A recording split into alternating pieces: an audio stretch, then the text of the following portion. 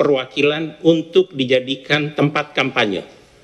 Jadi tidak ada perwakilan RI di luar negeri yang dijadikan tempat kampanye. Ini untuk menjaga netralitas dan independensi serta profesionalitas kerja Kementerian Luar Negeri dan perwakilan RI di 128 negara di mana PPLN juga berlangsung. Saya kira beberapa hal itu yang saya bisa sampaikan sebagai pembuka.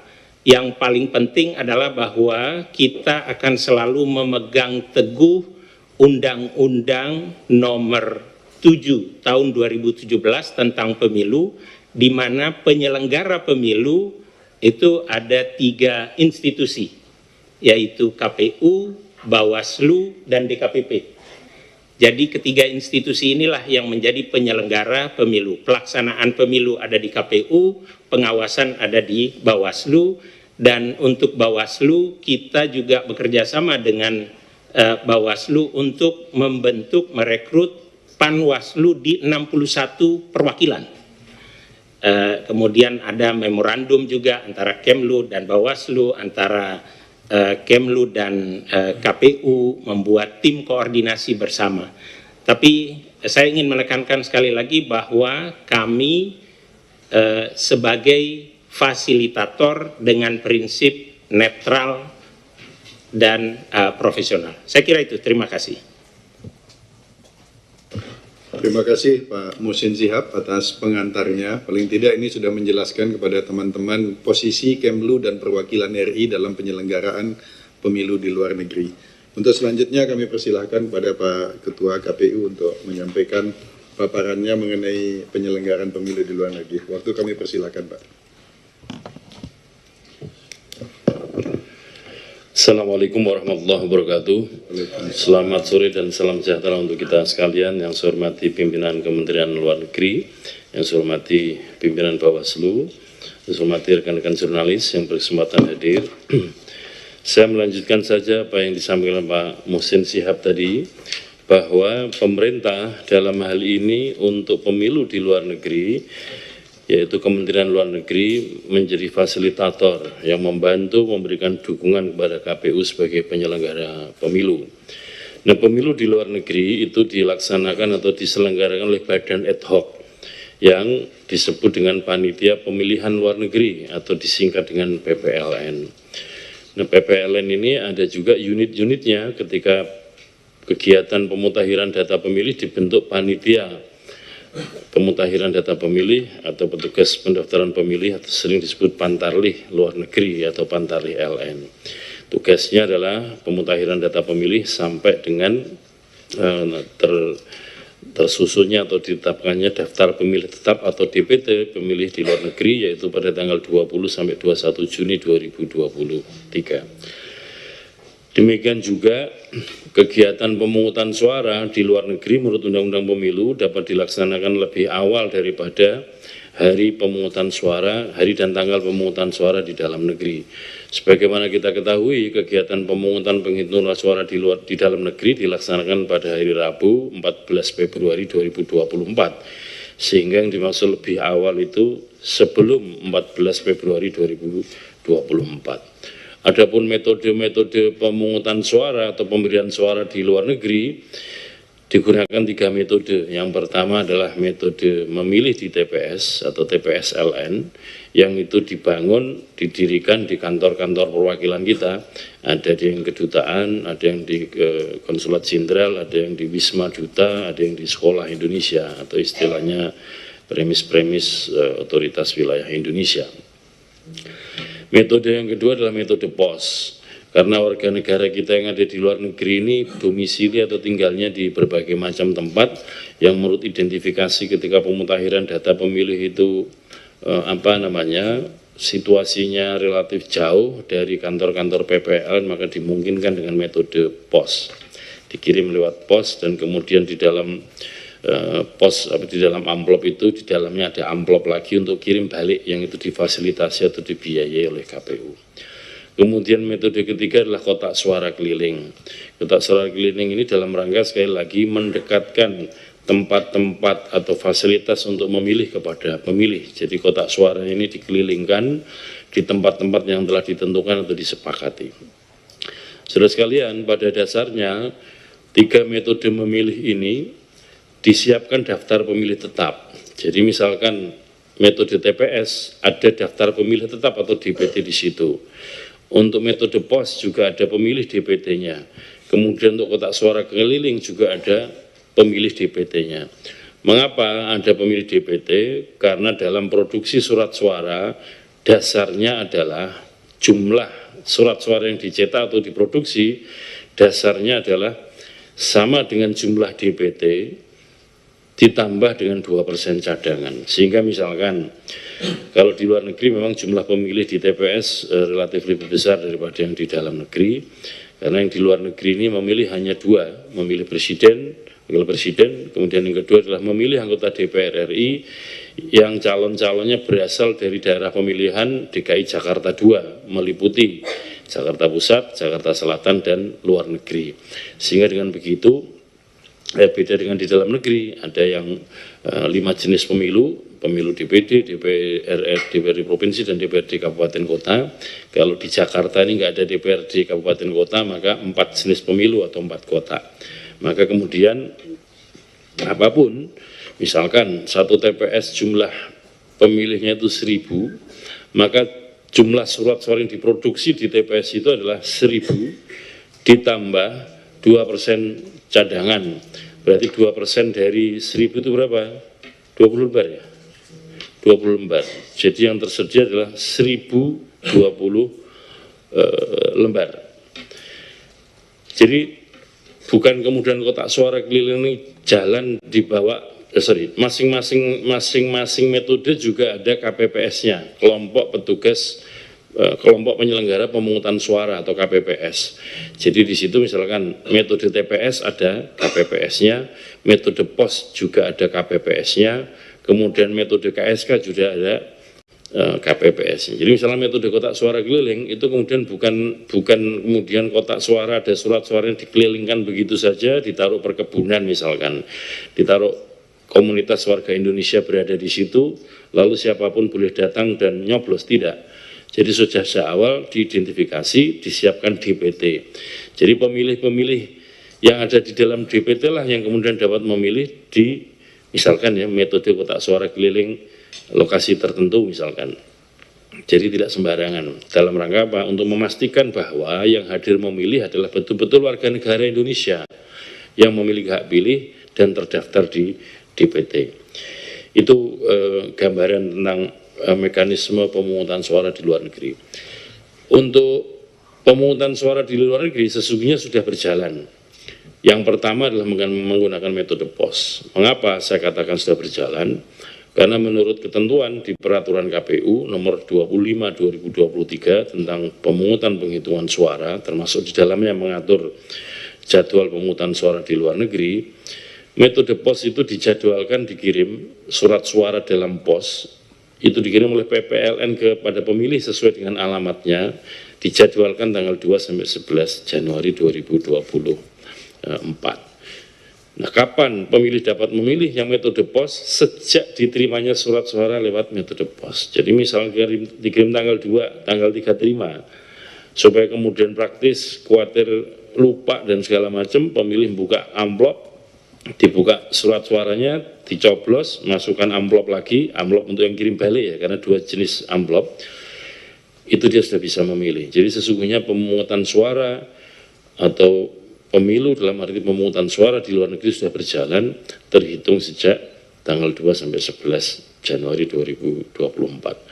Bahkan surat suara yang sudah dicoblos atau sudah digunakan untuk memilih warga negara kita sudah sebagian juga dikirimkan balik ke PPLN.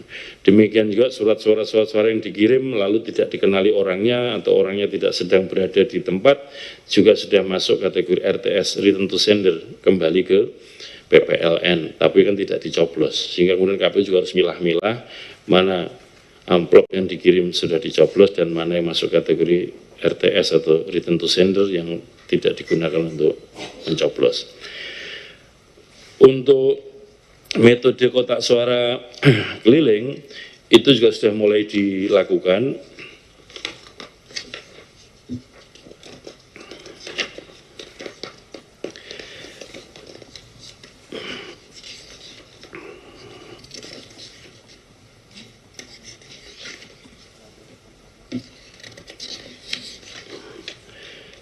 Yaitu mulai tanggal 4 Februari kemarin, berarti sudah ada yang mulai kemarin. Dan untuk pemungutan suara yang metode TPS-LN atau di TPS itu dilaksanakannya sesuai dengan konteks lokal masing-masing wilayah kerja teman-teman PPLN. Itu adalah mulai 4 Februari 5 Februari sampai dengan ada yang 11 rata-rata ya, 11 Februari. Pada dasarnya teman-teman sekalian, pemungutan suara baik dengan berbagai macam metode di pos, kotak suara keliling maupun TPS itu dapat dilakukan lebih awal daripada di Indonesia. Argumentasinya adalah dengan pertimbangan warga negara ini sebarannya luas dan berada di luar negeri. Jadi sebagian besar menggunakan metode pos. Adapun penghitungan suara jadwalnya dilakukan bersamaan dengan penghitungan suara di dalam negeri. Jadi kalau pemungutan suara di dalam negeri dilakukan pada hari Rabu 14 Februari 2024, durasinya 6 jam, mulai jam 7 pagi sampai jam 13 siang sesuai waktu setempat, Indonesia Timur, Indonesia Tengah, Indonesia Barat.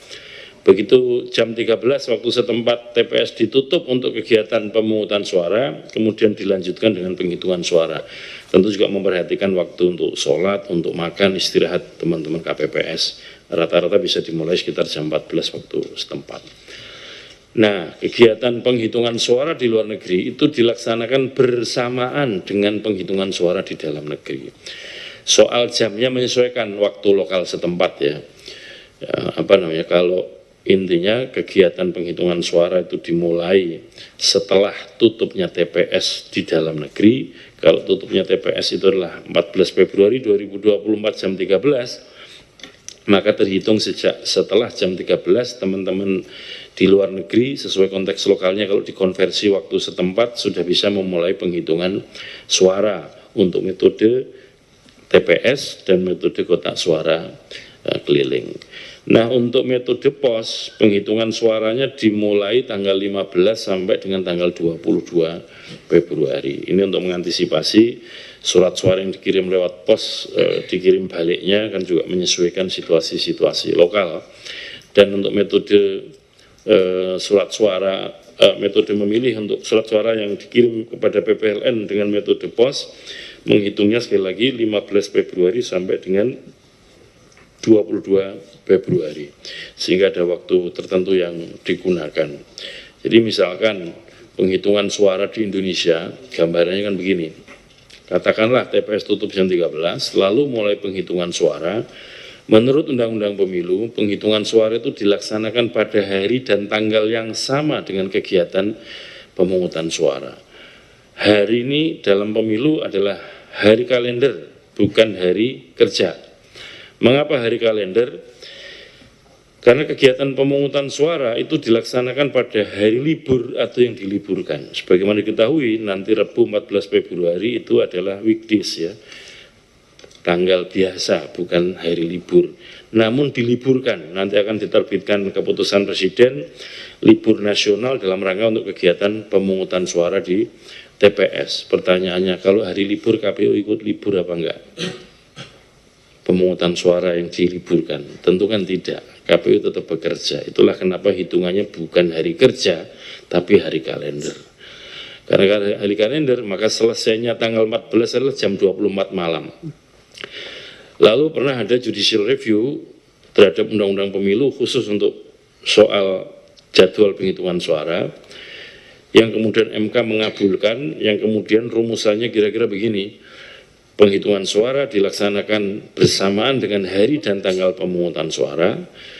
Dalam hal pada hari yang sama tersebut penghitungan suara belum selesai dapat dilanjutkan ya, secara berturut-turut tanpa jeda dalam kerangka waktu 12 jam berikutnya. Berarti ngitungnya mulai jam 00 tanggal 15 Februari 2024, 12 jam ke depan, berarti maksimal selesai jam 12 waktu setempat pada tanggal 15 Februari 2024. Dengan demikian, teman-teman PPLN di luar negeri, KPPSLN di luar negeri, kita menghitung yang menggunakan waktu Indonesia dalam rangka untuk penghitungannya waktunya sama dengan di dalam negeri, tetapi dikonversi dengan sesuai dengan waktu setempat. Bukan kemudian maknanya harus sama persis. Ya, jam 14, tanggal 14, lalu teman-teman di sana juga jam 14 Februari, enggak juga, tapi sesuai dengan situasi lokalnya masing-masing, karena bumi ini kan kabarnya bulat, jadi ada belahan yang lain dari Indonesia yang kita ini jam sekian, di sana mungkin jamnya istirahat dan seterusnya, sehingga ya, teman-teman PPLN, KPPSLN bisa menyesuaikan waktu setempat. Sebagaimana pernah kita alami di 2019, ketika pemungutan suara di luar negeri belum selesai, lalu dikabarkan perolehan suara hasil penghitungan suara di luar negeri sudah ada. Pasangan calon ini, pasangan calon itu suaranya berapa, partai ini dan partai itu suaranya berapa. Kami bantah tegas bahwa hasil penghitungan suara yang beredar itu bukan produk penyelenggara pemilu. Mengapa?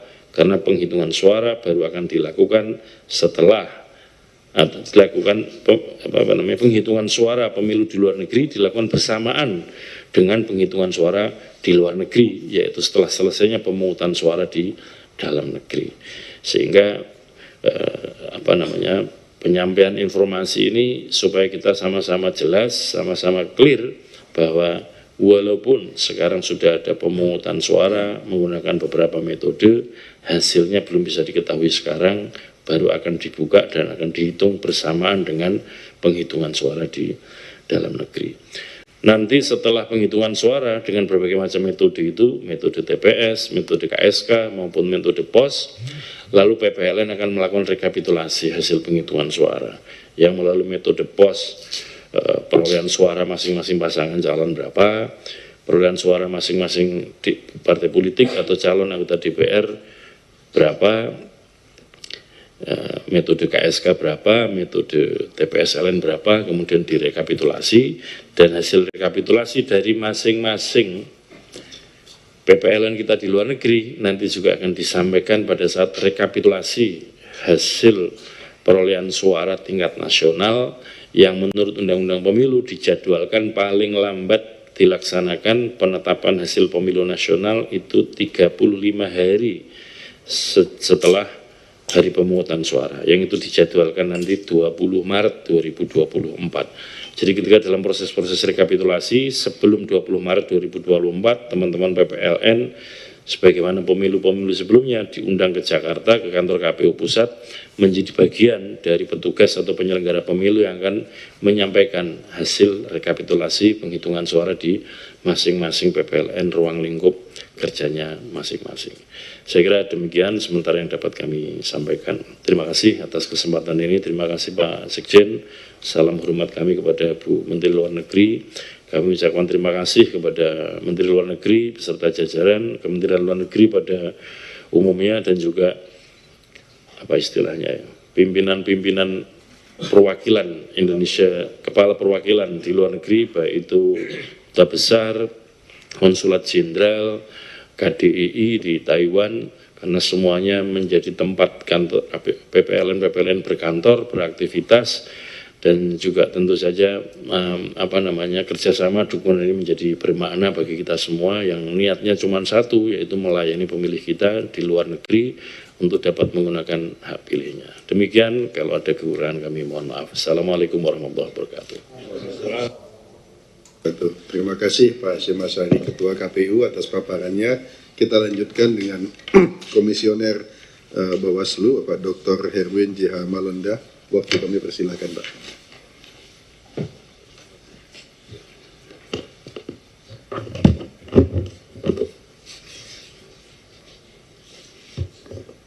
Terima kasih. Assalamualaikum warahmatullahi wabarakatuh. Selamat sore menjelang malam kita semua. Yang terhormat jajaran Kementerian Luar Negeri, Pak Sekjen dan seluruh pejabat yang ada, rekan kita Ketua Komisi Umum Mas Hasim, Bapak Ibu mitra kerja dari pers yang hadir pada saat ini. Pertama, kami ucapkan terima kasih atas fasilitasi pertemuan saat ini sebagai bentuk komitmen Bawaslu untuk memberikan informasi apa yang telah dilakukan. Bapak Ibu, perlu kami sampaikan bahwa kerja-kerja pengawasan pemilu di luar negeri oleh Bawaslu, kami telah bekerja sama dengan Kementerian Luar Negeri, lebih khusus dengan Inspektorat Jenderal untuk pekerjaan-pekerjaan teknis. Itu diikat dalam nota kesepahaman, termasuk juga di dalamnya kita membentuk kelompok kerja. Kelompok kerja itu ada dua, kelompok kerja pembentukan dan kelompok kerja pembinaan. Segala kegiatan-kegiatan kita dikoordinasikan untuk pelaksanaannya. Perlu kami informasikan bahwa terkait dengan pembentukan pengawas pemilu di luar negeri, Bawaslu dengan dibantu dan dikoordinasikan dengan Kementerian Luar Negeri, lebih khusus kepada kantor-kantor perwakilan, kami telah membentuk 61 panwas luar negeri yang tersebar di 41 negara. Satu panwasnya berjumlah 3 orang, berarti kita telah membentuk 183 orang panwas luar negeri. Itu di setiap titik kota.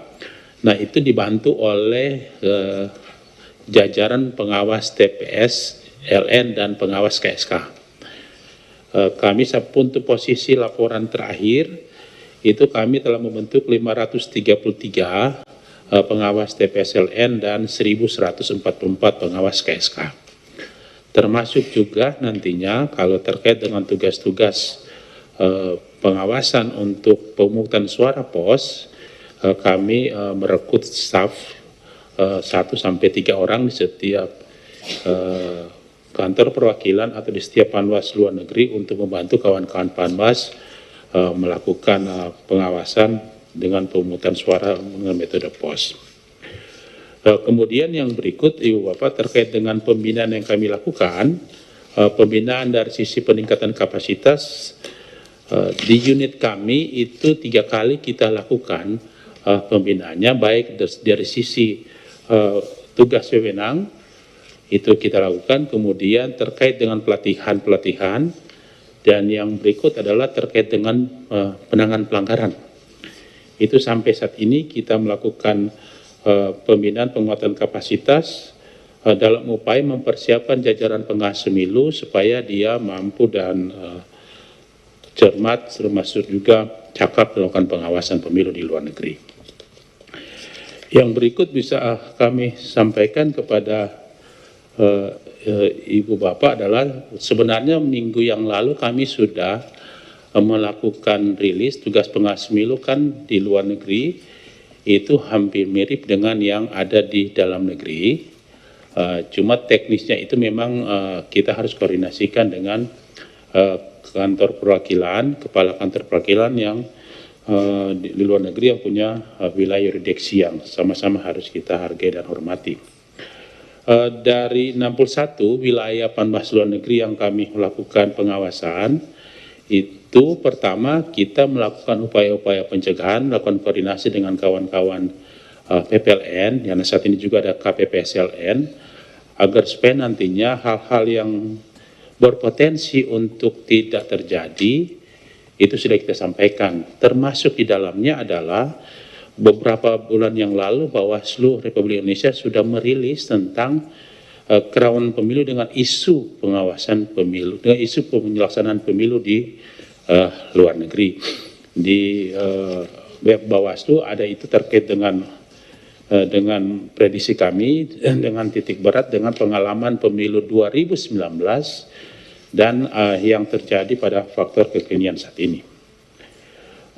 Yang perlu kami sampaikan pertama adalah terkait dengan luar negeri, yang fokus kami pertama terkait dengan daftar pemilih. Kalau kita perhatikan bersama adalah kerawanan daftar pemilih luar negeri itu terjadi akibat dari tingginya DPTB LN dan potensi DPK LN melampaui 2% surat suara cadangan DPT LN yang tersedia. Hal ini yang memang perlu kita antisipasi bersama, jangan sampai ada pemilih yang justru terdaftar melalui DPTB LN dan DPK LN tidak bisa menggunakan hak pilih karena melebihi 2%. Karena kita bersama bahwa surat suara yang tersedia itu kan berjumlah berdasarkan jumlah pemilih DPT LN plus 2% untuk setiap TPS. Nah, kalau kita perhatikan sini adalah dalam potensinya ada 29.938 pemilih tambahan luar negeri dan 6.939 potensi pemilih khusus luar negeri. Nah, wilayah dengan DPTB LN terbanyak ada di 9 wilayah, yaitu Tokyo 7.034, Taipei 3.002, Kairo 2.489, Osaka 2.368, London 1.463, Riyadh 1.333, Den Haag 1.300, Sydney 1.252, Jeddah 1.145. Sedangkan wilayah dengan potensi DPKLN terbanyak berada di 3 wilayah, yakni Melbourne dengan 2.000, Den Haag 1.500, Kuala Lumpur 1.351. Sebenarnya juga katakan Pak Ketua KPU tadi memang misalnya 1.000 pemilih di DPT, maka yang tersedia itu hanya 20 surat suara cadangan. Kalau lihat potensi ini, besar potensinya pemilih yang terdaftar sini tidak bisa menggunakan hak pilih. Ini yang perlu kami sampaikan sebagai bagian kita melakukan mitigasi di awal. Termasuk juga melakukan koordinasi dengan pihak Kementerian Luar Negeri, jangan sampai justru ini jadi bermasalah di kemudian hari atau pada hari H. Saat ini kan baru dimulai untuk pemilihan dalam bentuk metode TPS di Ho Chi Minh dan Saigon di Vietnam. Sudah menyusul, walaupun juga untuk POS dan KSK sudah mendahului. Kemudian yang perlu kami sampaikan juga adalah yang perlu jadi permasalahan di ini pemungutan suara yang kami sudah lakukan adalah ada TPS LN yang berdiri di luar kantor perwakilan. Itu kalau kita ada 15 wilayah dari 61 wilayah kerja kami. Kami tidak minta maaf, yang lain mungkin tidak terpantau karena wilayah pengawasan yang memang harus kita mitigasi. Karena bisa saja terjadi hal-hal yang tidak diinginkan. Misalnya persoalan mengganggu ketertiban negara yang bersangkutan atau ada hal-hal yang di luar wilayah kita. Dan kami juga bagi Bawaslu itu menjadi catatan tersendiri. Karena kalau terjadi pelanggaran, nah ini harus dikoordinasikan. Gimana itu? Berarti kan bukan di wilayah yurisdiksi Indonesia. Misalnya adalah persoalan-persoalan tentang isu keamanan di beberapa wilayah yang perlu jadi catatan kita bersama. Misalnya di Kuala Lumpur, Malaysia, terdapat potensi gangguan keamanan di TPSLN karena terpusat di satu tempat itu. Ya, kita tahu bersama kalau terpusat satu tempat bisa saja itu lama pemungutan suaranya. Kalau kantor perwakilan Kedubes itu misalnya tidak sanggup, maka antriannya bisa keluar dari kantor perwakilan. Pengalaman 2019 di Singapura, itu antriannya sampai ke kompleks perumahan. Di kompleks kantor perwakilan Kedubesnya di Singapura, dan itu menimbulkan protes oleh warga negara setempat. Mudah-mudahan ini kita bisa antisipasi. Kemudian di Pakistan, itu pemungutan suaranya itu hampir berbarengan dengan pelaksanaan pemilu di negara setempat. Nah, mudah-mudahan ini juga kita tahu bersama Pakistan itu justru sangat keras pemilunya. Nah, ini yang secara berbarengan. Di Qatar itu adalah berbarengan dengan pelaksanaan final Piala Asia 2023 pelaksanaannya. Di Afghanistan dan Iran terdapat potensinya karena dia berbatasan dengan negara yang sedang berkonflik. Kemudian di Melbourne dan Port Moresby, Melbourne Australia dan Port Moresby, terdapat potensi unjuk rasa yang dapat memicu kerusuhan oleh kelompok Serb Indonesia karena ada di situ kelompok organisasi Papua Merdeka. Ini yang perlu kami sampaikan. Termasuk juga yang saya katakan dari awal ada 15 wilayah yang mendirikan TPS di wilayah jurisdiksi Indonesia, misalnya di Davao City, Doha, Frankfurt, Kuala Lumpur, London, Muscat, New York, Osaka, Perth, Seoul, Stockholm, Sydney, Taipei, Tawau, dan Wellington. Nah, untuk saat ini yang perlu kami sampaikan adalah itu yang terkait dengan hal ini. Mudah-mudahan kita akan koordinasikan. Saya pikir juga kawan-kawan KPU dan juga dengan Kementerian Luar Negeri lebih khusus kantor perwakilan untuk mengantisipasi ini. Misalnya tadi kalau potensi antrian panjang karena di satu TPS itu banyak pemilih, maka diharapkan membuat SOP dan alur mengatur alur dan waktu demonstrasi yang menghindari penumpukan untuk menghindari kerusuhan. Kemudian Bapak Ibu yang perlu kami sampaikan adalah kalau tadi tentang TPS-LN, kemudian terkait dengan KSK, bahwa yang perlu kita lakukan dan logistik dan manajemennya, kemudian keterlibatan aset, keamanan dan regulasi termasuk partisipasi pemilihnya. Kalau terkait logistik memang sudah kami rilis beberapa waktu yang lalu. Kawan-kawan KPU kami lihat sudah melakukan koreksi secepatnya dan ini sudah mulai jalan terkait dengan logistik.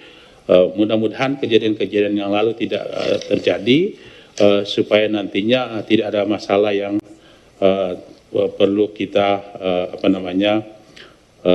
yang tidak kita harapkan itu terjadi. Sudah mulai diantisipasi sesuai dengan beberapa catatan yang perlu kami sampaikan.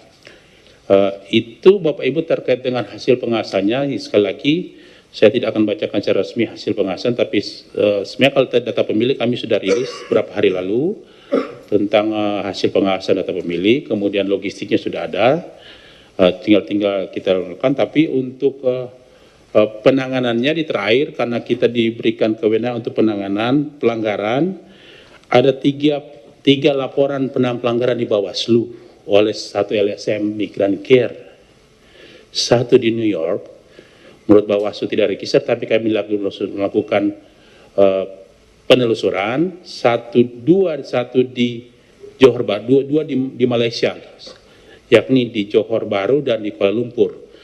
Ketiga hal ini terkait dengan data ganda. Data ganda pemilihnya, itu kita lagi lakukan. Kalau di Johor Baru dan di Kuala Lumpur, Bawaslu lagi melakukan kajian awal, baru masuk laporannya. Kemudian ada laporan yang terkait dengan laporan oleh temuan Panwaslu Kuala Lumpur, yakni ada perubahan data pemilih. Itu awalnya bukan di merubah status pemilihnya harusnya di TPS LN, dirubah menjadi pemilih di pos, sehingga bertambah pemilih di pos, berkurang di pemilih di TPS LN. Dan ini lagi dilakukan karena kalau penanganan pelanggaran itu, kalau dugaan tindak pidana pemilu, kami bekerja sama dengan pihak kepolisian dan kejaksaan, dikoordinasikan dia dengan pihak Kementerian Luar Negeri. Itu yang sudah kita sementara tangani, termasuk ada laporan yang berapa bulan lalu masuk, tetapi oleh Gakumdu, Sentra Penegak Hukum Terpadu kami menyatakan itu tidak terbukti.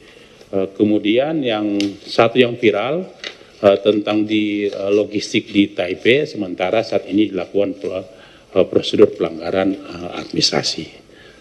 Itu Ibu Bapak terkait dengan apa yang kami lakukan dalam melakukan tugas-tugas pengawasan, sambil melalui jajaran Panwaslu LN kita melakukan mitigasi dari awal, termasuk dilakukan dalam melakukan upaya-upaya lebih bagus, kita melakukan upaya pencegahan supaya persoalan-persoalan tidak akan terjadi, termasuk yang saya sampaikan tadi. Ada potensi pemilih di DPTBLN dan DPKLN yang melebihi jumlah 2% surat suara cadangan. Biasanya itu akan menggunakan itu, tapi mulai 2% dan akan berpotensi yang sudah terdaftar itu tidak akan bisa menggunakan hak pilih. Mudah-mudahan dalam waktu cepat kita bisa berkoordinasi untuk carikan solusi terkait ini, sambil memang berharap tidak ada persoalan terkait dengan hal ini. Demikian Ibu apa yang saya sampaikan. Terima kasih kepada seluruh jajaran Kementerian Luar Negeri, dari Ibu Menteri dan Pak Sekjen, Pak Irjen yang memfasilitasi kami dalam setiap tugas-tugas pengawasan di luar negeri. Terima kasih. Mohon maaf apabila kata-kata yang kurang berkenan. Assalamualaikum warahmatullahi wabarakatuh. Terima kasih Pak Ketua KPU dan Komisioner Bawaslu. Pak Sekjen ada tambahan? Kalau tidak ada tambahan, saya membuka tanya jawab pertanyaan dari teman-teman dengan catatan satu. Mohon fokus ke pertanyaan yang terkait dengan penyelenggaraan pemilu di luar negeri, karena ini fokus kita memang untuk penyelenggaraan pemilu di luar negeri ya.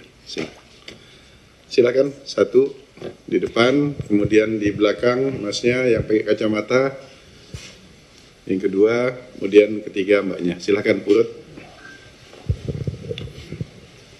Selamat sore Pak, saya Nisa dari cnnindonesia.com. Pertanyaan saya untuk Pak Hasim. Yang pertama Pak, terkait distribusi logistik, sejauh ini sudah berapa persen ya Pak progresnya? Terus soal pencoblosan lewat pos dan KSK tadi Bapak bilang udah ada yang melakukan WNI itu di mana saja? Dan sejauh ini juga sudah berapa persen ya Pak? Sama kalau boleh, dan jika berkenan menjawab, kan nanti tanggal 10 ada kampanye akbar di Jakarta ya Pak. Dan itu dan paslon 1 dan paslon 2 sama-sama di Jakarta, apakah ada imbauan khusus untuk mencegah bentrok antar pendukung? Terima kasih.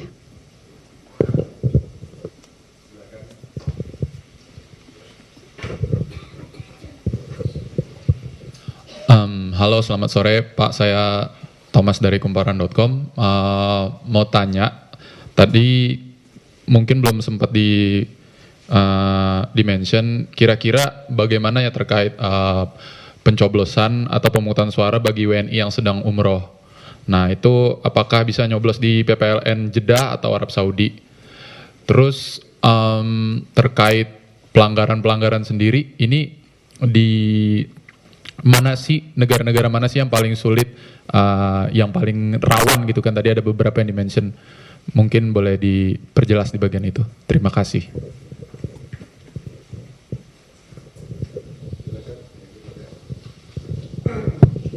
Baik, saya Anissa Pak dari Detikom. Sebelumnya tadi Bapak dari Komisaris Bawaslu menyebut soal beberapa pelanggaran khususnya yang ada di Kuala Lumpur sama di Taipei. Nah saya ingin penegasan aja Pak sama update soal kasus tersebut.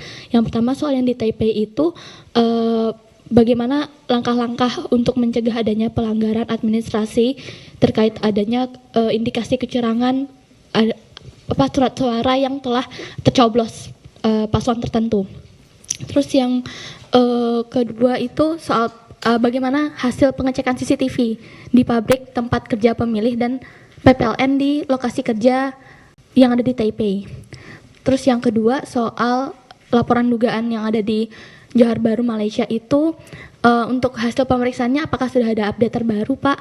Terus langkah apa aja yang akan dilakukan untuk menghindari potensi tentang adanya nama-nama yang ganda tersebut Pak? Baik, terima kasih. Terima kasih. Sebelum saya berikan kepada Ketua KPU dan Komisioner Bawaslu, dari yang Zoom, ada yang pertanyaan nggak? Mas Yoyo? Dari teman-teman yang media yang di Zoom, mungkin satu pertanyaan? Ada? Belum ada ya? Oke. Kalau gitu kita persilahkan, pertama kami persilahkan kepada Bawaslu untuk memberikan jawaban. Beberapa yang menanya mengenai umroh, kemudian mana yang paling sulit, kemudian pelanggaran di Taipei dan di Johor. Silakan. Terima kasih. Bapak Ibu, kalau ditanyakan yang paling rawan sebenarnya adalah di mana penyelenggaraan pemilu yang paling banyak pemilihnya. Kalau paling banyak pemilih ada di Malaysia. Termasuk apakah di satu tempat itu sudah punya pengalaman pelanggaran. Di Malaysia juga tahun 2019 ada pelanggaran itu. Jadi kita fokus ke sana paling banyak pelanggaran. Itu pun saat ini sudah mulai banyak berapa laporan masuk justru dari sana. Dan jajaran kita itu kita tekankan untuk melakukan upaya-upaya pencegahan, upaya-upaya pengawasan sebelum masuk pada upaya penindakan. Tanpa juga kita menyampingkan daerah lain, wilayah yang lain di luar negeri yang kalau kita lihat itu misalnya kejadiannya di Sydney, di New York, di Taipei, kemudian bisa saja itu terjadi di Hong Kong dan sebagainya. Ini yang memang sudah kita lakukan upaya-upaya mitigasi dari awal. Di satu sisi jajaran kita lakukan penguatan kapasitas, termasuk melakukan pendampingan secara ketat oleh Bawaslu. Ada tim yang sementara kita siapkan dan juga kita sudah informasinya saat ini ada tim yang sudah melakukan tugas di LA dan di London untuk melakukan mitigasi terkait yang saya sampaikan tadi. Kemudian untuk di Taipei memang kita lagi melakukan koordinasi karena memang ada persoalan-persoalan tentang surat suara. Mudah-mudahan kami sudah sampaikan ke kawan-kawan Panwas di Taipei untuk berkoordinasi dengan kawan-kawan PPLN supaya nantinya hal-hal yang kita prediksi kita kita lakukan mitigasi ini, kita sampaikan apa yang akan dilakukan, termasuk di dalamnya adalah bagaimana memantau proses penyelenggaraan pemilu.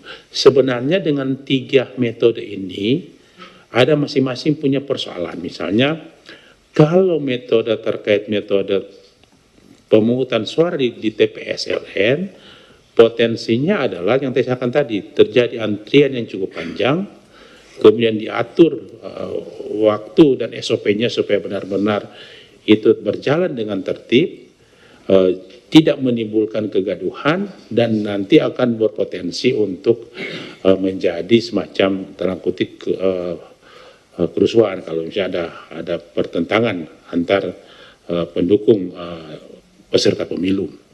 Itu kemudian yang memang perlu kita antisipasi, KPU kalau nggak salah tanggal 2 sudah mulai proses pemungutan suara melalui metode pos.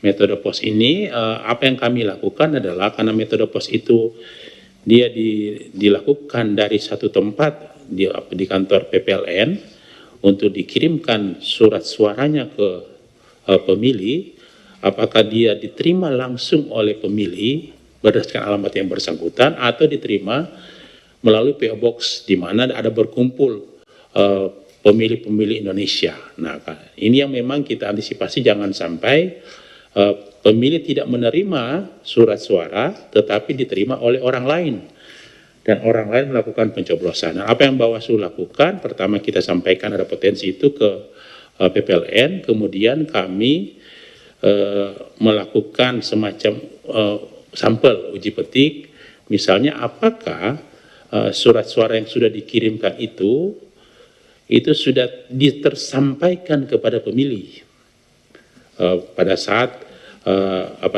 disalurkan surat suaranya. Karena kalau tidak lakukan itu bisa saja saat awal itu justru diterima oleh orang lain dan kembalinya itu sudah tidak sesuai lagi dengan apa yang kita harapkan. Kemudian nantinya kita sih sangat berharap karena pemilu luar negeri kan dilaksanakan mendahului pemilu dalam negeri. Kalau nggak salah tanggal 10 atau tanggal 11 terakhir di pemilu luar negeri. Penghitungannya itu dia menyesuaikan waktu dengan penghitungan di dalam negeri. Berarti pertama harus ada penyimpanan di kantor-kantor PPLN yang biasanya itu ada, bukan biasanya yang ada di kantor-kantor perwakilan.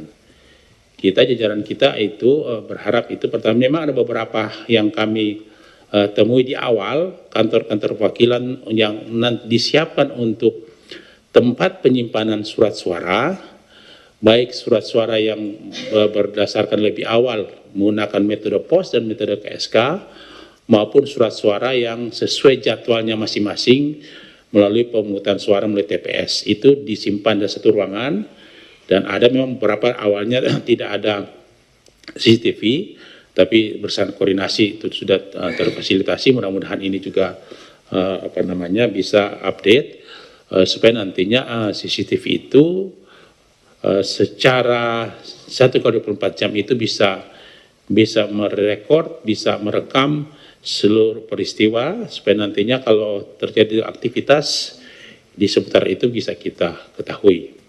Sambil dikoordinasikan jangan sampai CCTV ini tidak bisa merekam secara keseluruhan. Itu yang kita lakukan dengan pengecekan. Nah, terkait dengan data ganda, ini sementara kita tangani kajiannya. Kalau itu merupakan pelanggaran administrasi, pasti Bawaslu akan melakukan rekomendasi mana pemilih yang kalau ganda itu kita rekomendasikan ke kawan-kawan KPU, lebih khusus melalui Panwas luar negeri kepada PPLN itu untuk dicoret untuk ini. Jadi ini yang kita lagi percepat hal ini supaya nanti tidak ada persoalan di kemudian hari, sambil kami lagi memetakan apakah data ganda ini adalah data ganda untuk pemilih pos atau pemilih KSK yang sementara sudah jalan, atau pemilih TPS LN. Kalau pemilih TPS LN, kita 1-2 hari ini akan pastikan sebelum pelaksanaan pelaksanaan pemungutan suara melalui metode tempat pemungutan suara, supaya bisa rekomendasikan kawan-kawan KPU bahwa kalau data ganda, maka kalau data ganda sebenarnya dalam ketentuan kan dia sebenarnya memilih salah satu yang bersangkutan. Kalau dia memilih lebih dari satu, justru yang bersangkutan akan dikenakan sanksi. Tetapi dalam upaya pencegahan kita, kalau memang di satu tempat itu ada data ganda dengan satu orang misalnya, untuk data gandanya, maka salah satu dimintakan itu dihapus dalam data pemilih. Ini sementara kita lakukan karena laporannya baru masuk.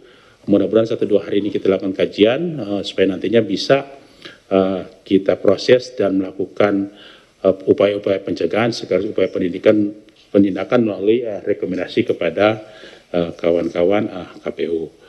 Kalau yang lain, mungkin Pak Ketua KPU bisa menyampaikan terkait dengan status pemilih dalam DPT BLN, misalnya pemilih umroh gimana. Yang penting bagi kami Bawaslu adalah pemilih yang bisa gunakan itu adalah pemilih karena tugas tertentu, dia bisa melakukan pindah memilih, atau juga terkait dengan karena yang bersangkutan sakit untuk ini, dan itu Pak Ketua yang bisa menjawab. Demikian Bapak Ibu, terima kasih. Selanjutnya kami persilahkan kepada Ketua KPU.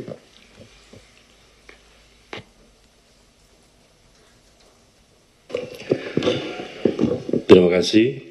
Untuk logistik pemilu atau alat perlengkapan pemungutan dan penghitungan suara untuk di luar negeri tentu saja sudah terkirim semua, karena kan sudah surat suara sudah dikirim lewat metode pos oleh PPLN dan juga kotak suara keliling, dan ini sedang dipersiapkan untuk pemungutan suara di TPS LN. Bahkan di beberapa PPLN sudah menyelenggarakan pemungutan suara yang metode TPS mulai hari ini.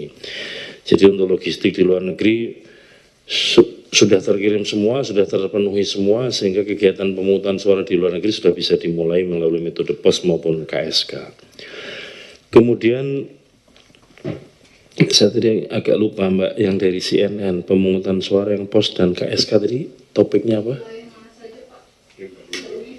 Oh, di seluruh di 128 PPLN kita semuanya menggunakan metode TPS dan pos, tapi tidak semuanya menggunakan metode KSK. Yang punya kecenderungan menggunakan KSK itu adalah PPLN yang ada warga negara kita, bisa kelompok pelajar, mahasiswa ataupun pekerja yang itu terakumulasi di satu misalkan pemukiman asrama atau di pabrik-pabrik. Ada juga yang ABK itu anak buah kapal.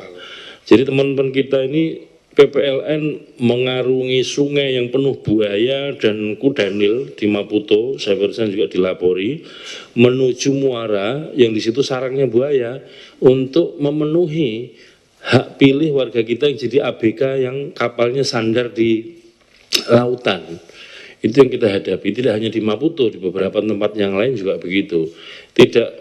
Kenapa tidak di darat? Memang anak buah kapal karena kontrak kerjanya nggak bisa turun dari kapal atau nggak bisa nyandar, maka kemudian PPLN, dan ini menjadi prinsip KPU, adalah mendekatkan TPS, mendekatkan sarana pemungutan suara kepada pemilih. Itu yang ditempuh dengan segala risikonya ya tentu saja. Moga-moga teman-teman sekalian jadi PPLN yang mengalami situasi ini diberikan keselamatan dan kemudian juga bisa menyelamatkan suara pemilih kita. Yang kedua, Mas Thomas dari Kumparan, WNI yang pergi umroh. KPU sudah berkoordinasi dengan dua kementerian, Kementerian Agama dan Kementerian Pariwisata. Beberapa kali pertemuan dan kemudian kami mengirim surat kepada dua kementerian itu, Kementerian Agama dan Kementerian Pariwisata, dalam rangkanya sesuai dengan ruang lingkup tugas masing-masing. Kementerian Agama mengkoordinasikan biru-biru perjalanan yang mengelola umroh, Kementerian Pariwisata mengkoordinasikan biru-biru mengelola perjalanan wisata, yang intinya diharapkan pemberangkatan umroh sebisa mungkin kepulangannya itu paling lambat 13 Februari 2024, supaya warga kita yang umroh itu bisa nyoblos di TPS di kampung halaman masing-masing di mana dia terdaftar. Demikian juga diharapkan yang belum berangkat diberangkatkan setelah 14 Februari 2024. Mengapa langkah ini kami ambil? Sekali lagi, sebagaimana kami sampaikan di bagian awal, pada dasarnya surat suara itu diproduksi sesuai dengan jumlah pemilih DPT, termasuk pemilih DPT di metode TPS, metode kotak suara keliling yang menjadi ruang lingkup tugasnya PPLN Jeddah. PPLN Jeddah ini melingkupi beberapa kota, tapi yang masyhur ini ada Jeddah, Makkah, dan Madinah. Oleh karena itu, jumlah surat suara yang dikelola oleh PPLN Jeddah jumlahnya sama dengan jumlah DPT, katakanlah ya, kali ini TPS, ya TPS yang ada di sana. Kalau ada orang pindah milih dalam rangka umroh, itu ngurusnya menurut undang-undang ketentuan itu H-7 sebelum umroh. Tetap bisa dilayani tapi dengan syarat atau dengan ketentuan sepanjang surat suaranya masih tersedia. Lalu muncul pertanyaan dari teman-teman PPLN dan juga dari berbagai macam pihak, apakah bisa KPU menyiapkan surat suara tambahan untuk pemilih yang kategori seperti ini? Nggak bisa. Karena sekali lagi surat suara diproduksi jumlahnya sama dengan jumlah DPT plus cadangannya 2% dari DPT di masing-masing TPS. Nah, oleh karena itu dalam situasi-situasi yang lain di dalam negeri, KPU mengambil kebijakan membangun TPS lokasi khusus dengan DPT lokasi khusus. Contoh di pondok pesantren, sekolah-sekolah dinas, LP, lapas, rutan, offshore, pertambangan yang di lautan, pertambangan yang di daratan, perkebunan, karena pekerja-pekerjanya ini tidak selalu warga setempat, sehingga logikanya logika pindah milih, tapi yang memindahkan KPU.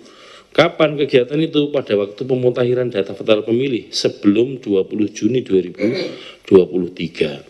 Kalau dibuatkan DPT di TPS lokasi khusus, maka bisa dicetak atau diproduksi surat suara tersebut. Itu pun KPU harus milah-milah, misalkan koordinasi kami dengan Freeport di Mimika, koordinasi kami dengan LNG Tangguh di Teluk Bintuni, itu udah jauh-jauh hari, sehingga kemudian seperti di Teluk Bintuni kita siapkan, di LNG Tangguh di Teluk Bintuni kita siapkan, seingat saya ya, ada TPS, 5 TPS lokasi khusus. Di Freeport kita siapkan, seingat saya 49 TPS lokasi khusus, itu pun kami harus milah. Kalau ada pekerja di situ, Freeport, di LNG Tangguh yang bukan orang Mimika, maka kemudian kalau dia asalnya itu lintas provinsi hanya dapat 1 hak suara pemilu presiden. Kemudian kalau dia katakanlah Mimika itu sekarang ikutnya Provinsi Papua Tengah ya, dia dari kabupaten di luar Mimika tapi orang Provinsi Papua Tengah, kita berikan hak milih, bukan kita ya. Menurut undang-undang, hak pilihnya adalah memilih presiden, DPRD, DPR RI, kemudian DPD. Tapi untuk bisa memilih DPRD provinsi, kabupaten, kota, kita harus cek dulu. Dia kalau kabupaten kota, otomatis kehilangan hak pilih karena dia bukan orang Mimika. Karena pada hari itu onsite dia di wilayah Mimika. Dia bukan orang Mimika, maka nggak dapat hak pilih untuk DPRD asalnya. Terus kemudian yang berikutnya, ini tidak mudah, tidak sekedar menghitung jumlah, tapi harus mengklasifikasi surat suara apa yang harus disediakan. Nah ini harus diurus sejak awal. Nah kalau situasi itu disiapkan sejak awal kan nggak bisa diprediksi pada tanggal kira-kira mendekati tanggal pemungutan suara dalam negeri, itu siapa saja yang mau berangkat umroh belum bisa diidentifikasi. Sehingga kalau ada jamaah umroh, kebetulan ya, di sana tanggal 14 Februari, kami pastikan udah nggak bisa milih. Karena pemungutan suara di Jeddah itu dilaksanakan hari Jumat 9 Februari pada Asyar. Jadi situasi ini harus sama-sama kita maklumi, sama-sama kita pahami. Maka langkah strategis yang dilakukan KPU adalah berkoordinasi dengan kementerian yang punya otoritas di bidang itu untuk menyampaikan atau mengkonfirmasi, mengkoordinasikan dengan masing-masing biro umroh maupun biro perjalanan. Yang harus kita sama-sama perhatikan saudara sekalian, seingat saya nanti hari Kamis dan Jumat tanggal 8 dan 9 Februari itu ada hari libur dan cuti bersama. Berarti kan Kamis Jumat tanggal merah, nyambung Sabtu Ahad, Senin Selasa baru tanggal normal, Rebunya libur lagi untuk pemungutan suara. Kami ingin menyampaikan bahwa saudara-saudara yang melancong ke luar negeri dan tidak mengurus pindah milih, mohon maaf, kami tidak bisa melayani. Kalaupun sudah mengurus pindah ke luar negeri, sekiranya kami akan melayani, kami juga harus memastikan ketersediaan surat suara. Mengapa? Sekali lagi, karena surat suara itu dicetak sama jumlahnya dengan DPT. Maka dari segi layanan yang kita utamakan atau kita prioritaskan siapa? Pemilih yang di DPT. Karena surat suara kan disediakan untuk pemilih DPT. Bagi yang baru datang atau yang belum terdaftar sama sekali dimasukkan daftar pemilih khusus, itu ada ketentuan bahwa sepanjang surat suara masih tersedia. Kemudian untuk Taipei, situasinya begini, sebenarnya sudah berkali-kali kami bicara ini, cuman karena wartawan yang nulis tidak selalu wartawan yang khusus ngurusi pemilu, ya kalau bahasa Jawanya itu tonya tanya, ya kami jawab, jadinya kan begitu. Tapi sudahlah, karena ditanya ya saya jawab. Jadi pengiriman surat suara kepada pemilih oleh PPLN jadwalnya tanggal 2 sampai 11 Januari 2024. Teman PPLN Taipei itu sebelum tanggal 25 Desember 2023 sudah mengirim surat suara metode pos. Jadi pemilih kita di Taipei itu sekitar 230.000. Yang terdaftar di DPT menggunakan metode pos sekitar 175.000. Berarti kan mayoritas menggunakan metode pos. Lalu karena ada pertimbangan Taipei, Hong Kong, Makau diantaranya termasuk Singapura, itu nanti kan ada perayaan Hari Raya Imlek. Teman-teman di Taipei sudah mendengar kabar bahwa kantor pos tanggal 7 Februari, 7 hari ke depan atau 1 pekan itu akan libur. Nah kalau itu libur, maka kalau surat suara dikirimkan sesuai jadwal tanggal 2 sampai 11 Januari, itu dikhawatirkan kirim baliknya menjadi agak tersendat, terlambat. Sementara penghitungan suara untuk metode pos dilakukan tanggal 15 Februari sampai 22. Maka dalam situasi itulah mereka berinisiatif untuk mengirim lebih awal.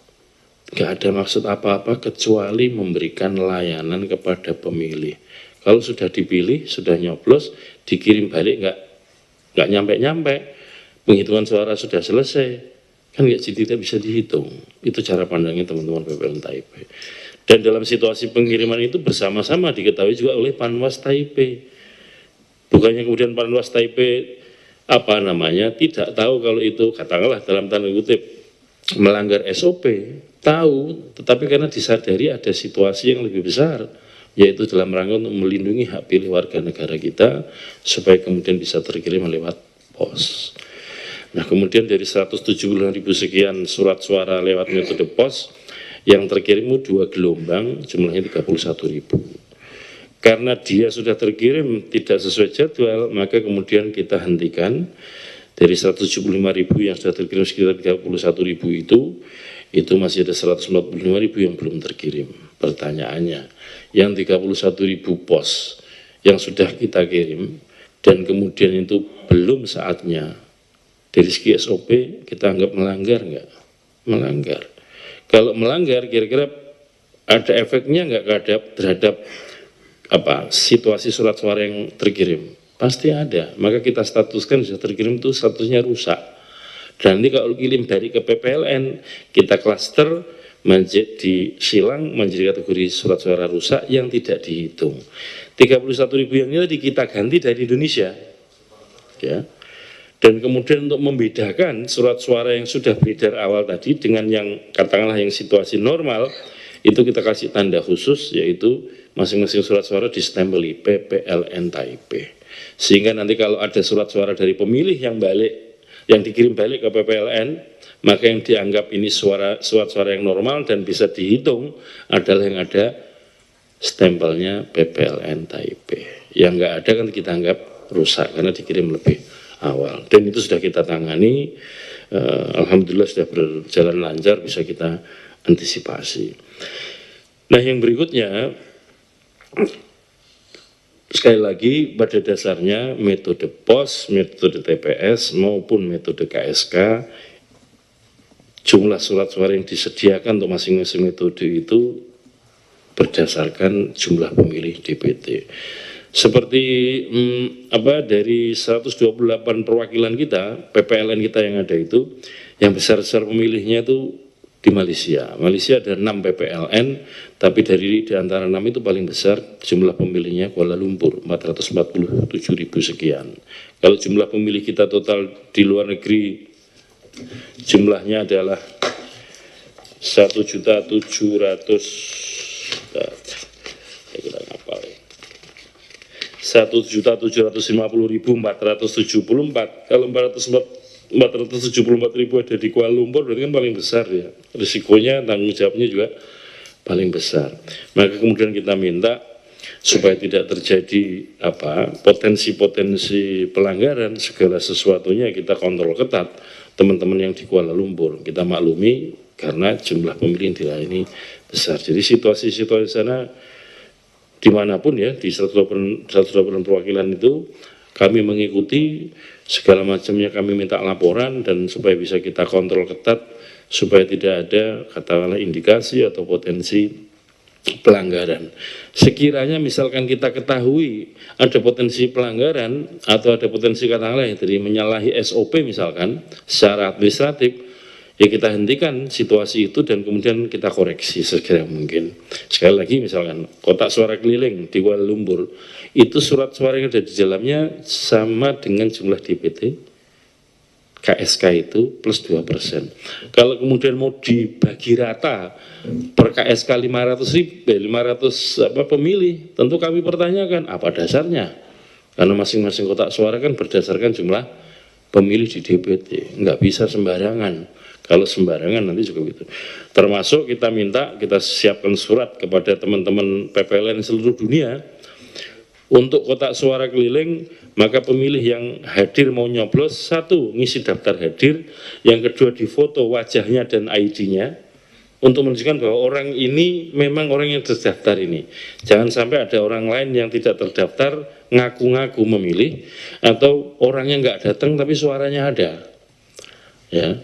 Teman-teman sekalian yang pernah sekolah di pondok pesantren, di madrasah, Kalau sekolah itu kan pagi-pagi dipanggili sama gurunya kan, Hasyim Asy'ari, kalau orangnya hadir kan hadir. Kalau Hasyim Asy'ari nggak ada, atau nggak hadir, teman-teman yang ngomong Hasyim Asy'ari goib, itu namanya ada tapi orangnya nggak ada. Yang bahaya itu namanya ada, orangnya nggak ada, kok ada suaranya. Lah, suara goib kan ini yang harus kita hindari. Tuduhan-tuduhan suara siluman dan segala macam. Caranya apa? Ya tadi antisipasi KPU, pemilih KSK dipotret wajahnya dan ID-nya untuk memastikan bahwa dia yang hadir ini adalah benar-benar nama yang ada di daftar pemilih, supaya bukan orang lain ngaku-ngaku sebagai orang itu dan seterusnya, supaya semuanya jelas lah, transparan, langsung ini kan harus orang yang bersangkutan, pemilih yang bersangkutan, tidak bisa diwakili atau dicoblos orang lain. Saya kira itu beberapa hal yang soal pemilih ganda. Ada lembaga Migrancare yang menyampaikan laporan itu kepada Bawaslu. Begitu ada berita di media, kami langsung minta klarifikasi di 2 tempat ya. Yang pertama adalah di New York. Migrancare menyebut bahwa menemukan 198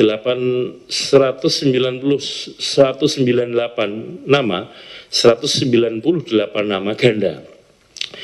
Walaupun ketika penyusunan dan pemutaran data pemilih sudah menggunakan metode analisis kegandaan ini macam-macam ini. Ganda misalkan kalau lokusnya New York, dicek kegandaan di New York. Kemudian yang kedua, pemilih di New York dengan pemilih Indonesia di seluruh dunia, maksudnya di luar negeri ya, perbandingan kegandaannya itu. Lalu yang ketiga, pemilih di luar negeri dengan di dalam negeri. Kita lakukan analisis kegandaan sudah sampai 3 model analisis kegandaan. Ya, tapi yang namanya analisis kan bisa juga merosot karena apa? Penulisan namanya beda, ID-nya sama. Misalkan ini yang dilaporkan teman-teman New York ya, Dewi Ratnasari. Nah, Ratnasarinya yang Ratna, Sari beda, artinya dipisah. Yang satu tulisannya Ratnasari digandeng. Ada yang namanya Dewi, DEWI, ternyata ID-nya sama. Tapi begitu dicek yang satu tulisannya DEWY penulisannya. Ada yang kemudian suaminya orang mana? Orang luar negeri tapi di status masih warga negara, pakai nama suaminya. Nah, ini kemudian situasi 198 nama itu sudah kita temukan. Lalu bagaimana? Yang identitas sama dicoret salah satu. Misalkan Hasyim Asy'ari muncul 2 kali, maka Hasyim yang satu dicoret, Hasyim yang satu yang dipertahankan. Dengan begitu maka alokasi surat suara untuk 198, kalau itu kegandaannya ya kali 2 kan 300 sekian, maka yang 198 surat suara kan tidak kita kirimkan. Dan ini bisa digunakan untuk melayani pemilih pindahan, entah dari negara lain ke New York, atau negara bagian lain, atau yang dikelola PPLN lain masuk New York, atau warga negara kita dari dalam negeri masuk ke New York. Surat suara tadi bisa digunakan untuk pemilih pindahan. Atau pemilih yang sudah memenuhi syarat sebagai pemilih sama sekali mau masuk DPT, masuk DPK, daftar pemilih khusus. Surat suara yang nggak digunakan tadi bisa digunakan untuk ini. Yang untuk Johor Bahru 29 nama setelah dicek ulang tidak ada yang ganda. Nah, bagaimanapun kami ucapkan terima kasih kepada teman-teman Migrancare yang sudah care terhadap data pemilih kita. Dan tentu saja informasi itu penting dalam rangka apa? Untuk menjaga proses-proses kepemiluan ini sesuai prosedur, berintegritas, dan tentu saja informasi seperti ini penting bagi kami untuk segera kami koreksi. Demikian, terima kasih. Terima kasih Pak Hasyim Asy'ari. Pak Muksin, ada mau sampaikan? Sedikit aja. Terima kasih banyak. Saya hanya ingin menyampaikan 3 hal singkat. Yang pertama, ingin memberikan atas nama Kementerian Luar Negeri, memberikan apresiasi yang sebesar-besarnya kepada KPU dan Bawaslu yang selama ini bekerja sama dengan baik dengan Kementerian Luar Negeri, juga kepada PPLN di 128 perwakilan dan 61 Panwaslu yang sudah terbentuk selama ini bekerja dengan baik. Mereka-mereka yang direkrut itu mempunyai kegiatannya masing-masing sehari-hari, tetapi karena panggilan untuk memberikan yang terbaik kepada bangsa kita, mereka juga mewakafkan waktunya untuk melakukan itu. Yang kedua, dari penjelasan Komisioner Bawaslu, Pak Herwin, dan juga Ketua KPU, kita tahu betul bahwa mekanisme dan sistem pemilu kita kompleksitasnya sangat tinggi dan tantangan di lapangan juga sangat besar. Oleh karena itu, mungkin tepat kiranya kalau kita mengimbau kepada seluruh warga negara kita yang ada di luar negeri untuk bekerja sama dengan baik, mengikuti aturan-aturan yang sudah ditentukan dan menjalankan haknya untuk memberikan suaranya dengan baik dan secara kooperatif juga, sambil memahami kondisi yang dihadapi oleh kawan-kawan yang menyelenggarakan pemilu. Yang terakhir tentunya kami ingin mengucapkan selamat kepada semuanya, khususnya warga negara Indonesia di luar negeri, selamat untuk menggunakan hak pilihnya secara baik, dan kita berharap pemilu berjalan dengan baik, aman, dan bisa menjadi contoh demokrasi yang baik bagi negara-negara sahabat di mana pemilu kita dilakukan. Terima kasih banyak. Pada kesempatan ini juga kami mengucapkan terima kasih kepada Kementerian Luar Negeri, Ibu Menteri, Pak Sekjen beserta jajaran, dan juga Kepala perwakilan kita di 128 perwakilan yang telah memfasilitasi KPU dengan pembentukan PPLN, Pantarlih, KPPSLN dalam rangka untuk melayani warga negara kita memilih di luar negeri. Kami ucapkan terima kasih kepada teman-teman yang bergabung menjadi bagian dari keluarga besar KPU, yaitu yang bertugas menjadi PPLN, Pantarlih, KPPSLN. Sebagaimana disampaikan Pak Muhsin tadi, teman-teman ini juga aktivisnya macam-macam, ada yang kuliah, ada yang bekerja, tapi memberikan kontribusi menjadi bagian dari penyelenggara pemilu untuk melayani pemilih kita di luar negeri. Situasinya tidak selalu mudah. Contoh, izin saya nyampaikan sedikit. Beberapa waktu yang lalu, situasi pemutaran daftar pemilih, tiba-tiba ada gejolak bersenjata di Sudan. Warga negara kita akhirnya pindah, ada yang ke Jeddah, ada yang ke negara tetangga, ada yang pulang ke Indonesia.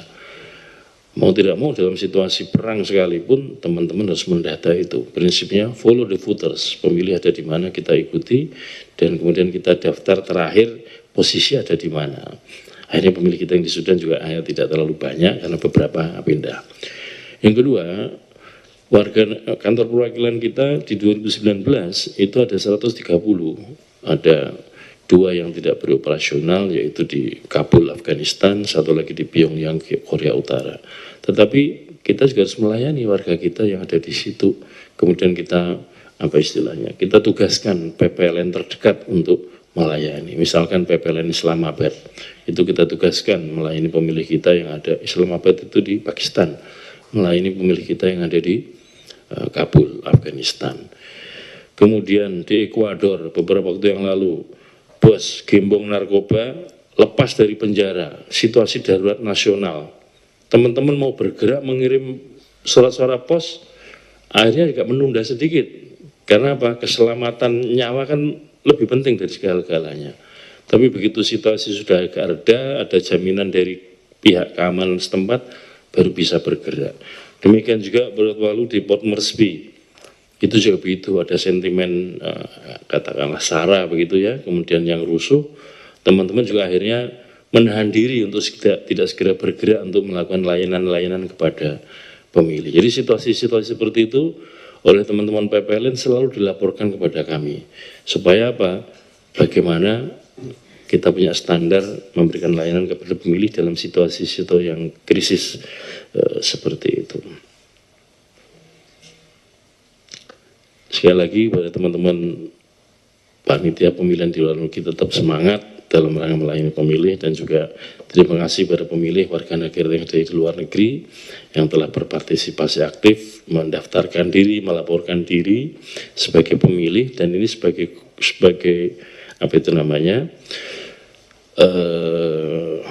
hikmahnya lah kira-kira, kontribusinya adalah juga menjadi bagian tugas tanggung jawab pemerintah kita melalui Kemenlu untuk fungsi-fungsi perlindungan warga negara kita. Jadi yang misalkan semula namanya nggak terdata menjadi terdata, yang semula nggak terjangkau gara-gara pemilu menjadi terjangkau, ini menjadikan memperluaslah fungsi perlindungan negara kita kepada warga negara melalui Kementerian Luar Negeri dapat dilaksanakan. Saya kira nanti setelah pemilu, daftar pemilih tentu akan situasinya sudah dimutakhirkan, nanti kita kirim balik kepada pemerintah, dalam ini Kementerian Luar Negeri menjadi bahan basis data untuk mengidentifikasi warga negara kita di luar negeri, baik untuk keperluan pemilu maupun keperluan yang lebih luas perlindungan warga negara kita di luar negeri. Sekali lagi terima kasih kepada pemilih di luar negeri. Kalau ada yang kurang-kurang dari KPU tentu kami mohon maaf, karena pemungutan suara di sebagian besar belum dilaksanakan. Kalau ada apa-apa mohon segera lapor, konsultasi baik kepada teman-teman PPLN maupun kami yang di pusat, supaya sebisa mungkin masih bisa kita ikhtiarkan untuk bisa menggunakan hak pilih. Terima kasih. Terima kasih Pak Ketua KPU, Pak Komisioner Bawaslu, dan Pak Dubes Muhsin Shihab. Kita beruntung sekali bahwa dua pimpinan tertinggi di KPU dan Bawaslu bisa hadir. Saya juga takjub tadi lihat bahwa beliau menghafal semua detail dari penyelenggaraan pemilu di luar negeri dengan sangat tajam gitu, nggak ada yang terlewatkan tadi. Saya sempat mau mengingatkan, malah beliau sudah ingat duluan gitu. Terima kasih sekali Bapak, dan saya kira sudah cukup waktunya karena keterbatasan waktu juga. Jangan lupa tadi ada banyak himbauan yang disampaikan oleh Bawaslu maupun oleh KPU maupun Pak Muhsin. Mohon, karena ini bagian dari edukasi publik, jadi mohon himbauan-himbauan tadi bisa diteruskan kepada publik. Satu lagi. Ya, monggo. Sorry, karena sering beredar orang habis nyoblos di video lalu diviralkan. Kami sudah mengirimkan surat kepada teman-teman PPLN untuk mengingatkan pemilih kita, apapun metodenya ya, apalagi metode pos karena sudah berjalan, bahwa ada azas rahasia, maka pilihan itu harus dirahasiakan. Ini karena sangat menularnya media sosial, itu cenderungannya orang habis milih dipoto, diunggah atau di-share kemana, aku udah milih loh. Kalau ketahuan siapa yang dipilih kan jadi problem juga. Gitu, nanti semuanya diminta tanggung jawab KPU. Padahal ini kan perilaku pemilih habis milih di video diviralkan. Nah, oleh karena itu kami sudah menyampaikan himbauan kepada teman-teman PPLN akan menghimbau kepada pemilih kita kalau habis nyoblos apapun metodenya tidak untuk diviralkan karena ada aspek kerahasiaan di situ. Jangan flexing. Iya, termasuk ini sudah diatur juga di dalam peraturan KPU dan Juknis bahwa di dalam negeri dan juga di luar negeri hadir di TPS itu bukannya dilarang bawa handphone ya, yang dilarang adalah mendokumentasikan foto maupun video pilihannya dan kemudian diunggah. Sudah kita atur dan kita siapkan surat kepada teman-teman KPU Provinsi, Kabupaten Kota dan juga PPLN untuk mengingatkan kembali pemilih. Kecenderungan-kecenderungan yang moto, ini kayak kita mau makan kan, makannya belum, makannya difoto, diunggah. Nah ini kan situasi kayak gini dihindari karena ada azas rahasia dalam pemilu. Terima kasih. Terima kasih teman-teman, kita sudah selesai dengan press briefing yang terkait dengan penyelenggaraan pemilu di luar negeri. Kita akan lanjutkan sedikit dengan press briefing rutin, mungkin dengan beberapa isu lain. Sekali lagi terima kasih kepada KPU bersama Bawaslu.